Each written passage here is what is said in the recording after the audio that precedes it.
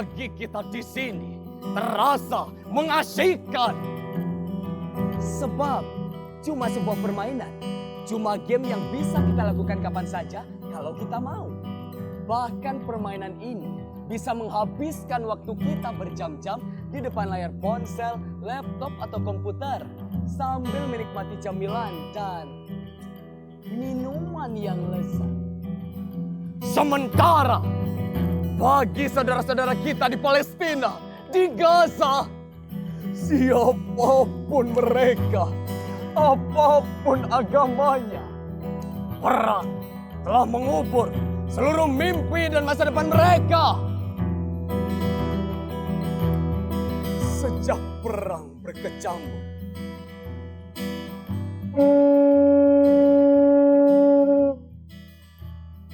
belasan ribu anak-anak telah terkubur.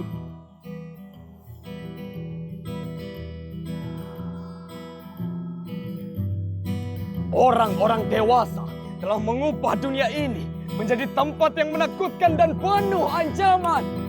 Bahkan sampai ke dunia rekaan, dunia virtual, ancaman itu tak berakhir.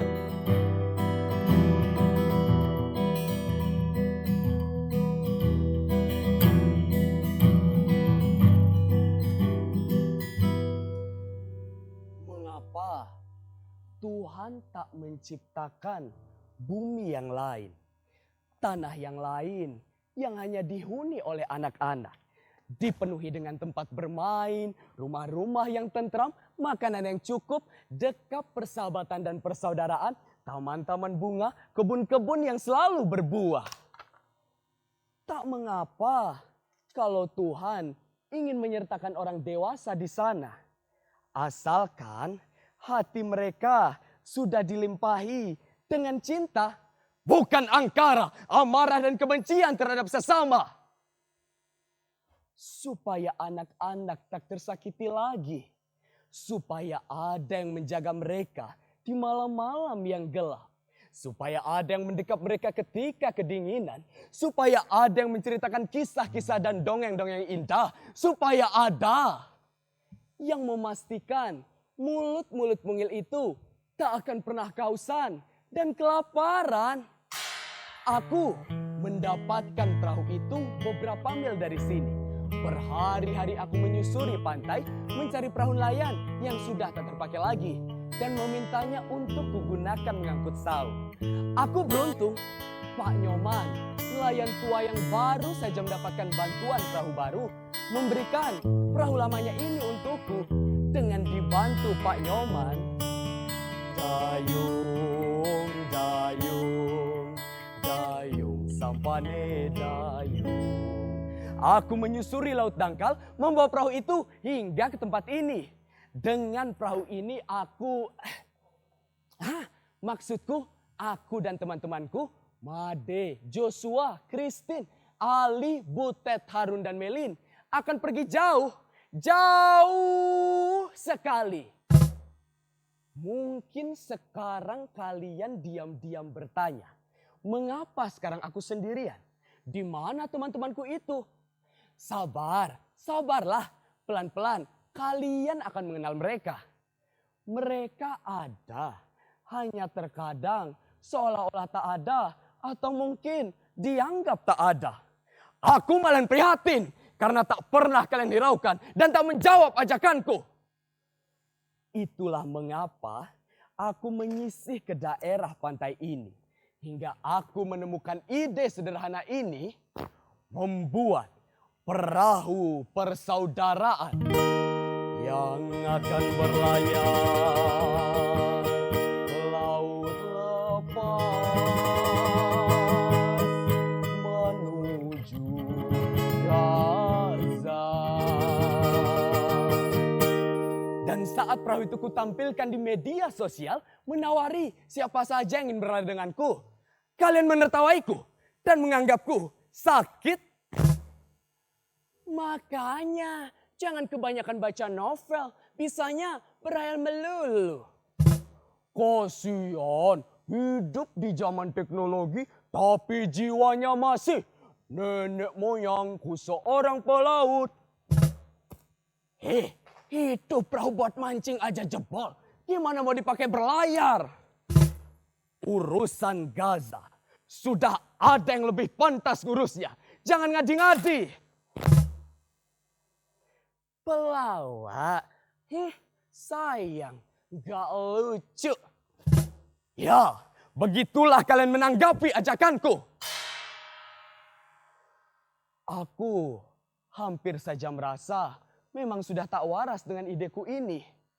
Untunglah pada suatu malam, Made, Joshua, Christine, Ali, Butet, Harun, dan Melin, teman-teman lamaku datang. Mereka mengunjungiku di pantai ini. Saat itu aku sedang tertidur di perahu ini. Idenya sederhana.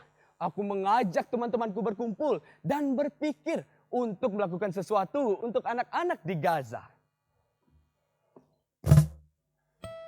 Haya, bagaimana kalau kita mengumpulkan dana atau balang atau pakaian atau apa saja selama 1 bulan lalu kita bawa belayar mah. Begitu kata Melin. Aku akan membuat sebuah lagu cinta untuk anak-anak di Gaza. Lagu ini akan kita sebarluaskan di seluruh akun media sosial. Dari sana kita bisa dapat empati yang besar dan sejumlah uang untuk membantu Gaza. Wah, Joshua dan Butet, anak yang berbakat dan hobi musik, mereka siap membuat lagu. Ali dan Harun menyarankan untuk hidup sederhana tak berfoya-foya demi hormati anak-anak di Gaza yang kelaparan. Christine menyarankan untuk menulis surat pada Tuhan di tembok ratapan Yerusalem. Sedangkan aku dan Made menyiapkan perahu. Ya, semuanya sudah kulakukan. Sebisa-bisaku, semampu-mampuku. Demi membuat sahabat-sahabatku itu bahagia. Juga bangga karena memiliki aku. Lihat, di perahu itu telah kami kemas seluruhnya. Surat-surat, sajak, sepenggal doa, air suci dari pura, kuil dan gereja, benda-benda dari masa kecil yang masih tersimpan apa saja. Kami mengumpulkannya hari demi hari dari siapa saja yang ingin melakukan sesuatu sebagai ungkapan rasa cinta. Aku akan melarungkan perahu itu ke laut lepas. Semoga samudra dan cakrawala yang luas menyimpannya sebagai bisikan cinta untuk anak-anak di Gaza. Tuhan pasti akan menjaganya, mengirimkan gelombang yang akan mengubahnya jadi doa dan bergema di laut Mediterania. Kami tahu apapun yang kami lakukan hanyalah setetes air di tengah samudera penderitaan saudara-saudara kita di sana. Kami ingin sekali menjadi bagian dari kebaikan yang dikirimkan Tuhan untuk mereka. Dengan cara itu, dan memang hanya itu yang bisa kami lakukan untuk mengatakan cinta dan sayang kami kepada anak-anak yang telah mati di Gaza. Atau yang kini sedang bertahan hidup dengan remah-remah roti di mangkuk-mangkuk karatan mereka. Berebut bubur dingin di panci-panci yang remuk oleh sepatu serdadu. Made, kamu sudah siap? Perahunya sudah siap? Ayo kita melaut.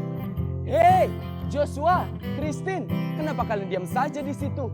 Lihat, surat-surat untuk Tuhan sudah kukumpulkan. Ada yang sudah kukirim lewat pos dan sisanya kita bawa bersama. Ali, Harun, ayo kemari. Kau bisa bebas melukis malammu, Harun. Dan Ali akan mengaji untuk menjaga kita dari hal yang buruk dan jahat. Butet, Horasbah, tugasmu di dalam perjalanan ini adalah menyanyi untuk menghibur kami. Cepatlah kemari. Hanya Melin. Apa? Kau tak jadi ikut dengan kita? Siapa yang akan mengatur logistik dan jadi penerjemah kita, mah? What? Kau akan ikut orang tuamu pergi ke Australia? Melin.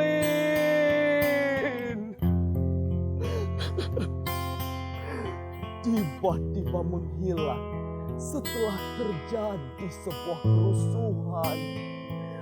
Made, anak Pak Nyoman, mati karena leukemia. Butet menjadi korban perkelahian antara dua kelompok pemuda di kota ini. Ali, Harun, keduanya tertembak di dada saat menghadang serdadu dengan ketapelnya. Joshua, Christine, mereka ikut terkubur dalam runtuhan gedung yang hancur karena ledakan bom. Itulah mereka, sahabat-sahabatku. Orang-orang yang mungkin tak akan pernah kalian kenal atau kalian anggap tak ada. Tapi bagiku, mereka tetap hidup dalam benakku, dalam hatiku. Mereka tersembunyi dalam catatan kelam.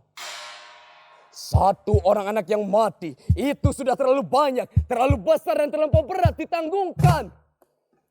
Dan kini di Gaza, setiap jam, mungkin setiap menit, selalu ada anak-anak yang mati karena lapar, karena peluru, karena mortir, karena amarah. Karena selalu ada yang dianggap sebagai orang lain dan harus disingkirkan. Mengapa amarah dan kebencian tak pernah berakhir? Benda-benda ini kudapatkan dari sahabat-sahabatku tadi. Made, Ali, Harun, Joshua, Christine, Butet, dan Melin. Dengan menyimpannya, aku masih bisa merasakan kehadiran mereka di sini. Semua kenangan ini kan kubawa berlayar bersama perahu ini. Aku ingin sekali ada untuk saudara-saudaraku di Gaza. Sangat-sangat ingin menemani mereka. Maka setiap hari kutulis surat rinduku untuk mereka. Dan hari ini suratku yang terakhir sudah kutulis. Bersama perahu ini kan kularungkan ke lautan. Tuhan, tolong kirimkan kedua tanganku ini ke Gaza agar aku bisa selalu memeluk saudara-saudaraku di sana. Tolong kirimkan kedua kakiku ini ke Gaza agar aku bisa selalu menopang saudara-saudaraku yang terkapar di kota-kota yang hancur terbakar. Tolong kirimkan sepasang mataku ini ke Gaza agar aku bisa menggantikan mata anak-anak yang menangis karena ketakutan dan kehilangan. Tolong kirimkan dadaku ini ke Gaza agar bisa menjadi perisai bagi anak-anak yang diburu mortir dan peluru. Tuhan,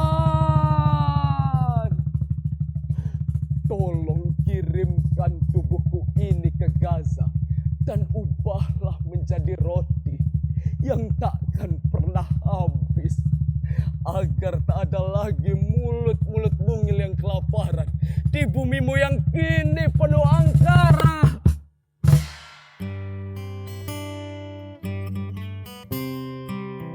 Angin bertiup, layar terkembang, ombak berdebur di tepi pantai. Pemuda berani bangkit sekarang,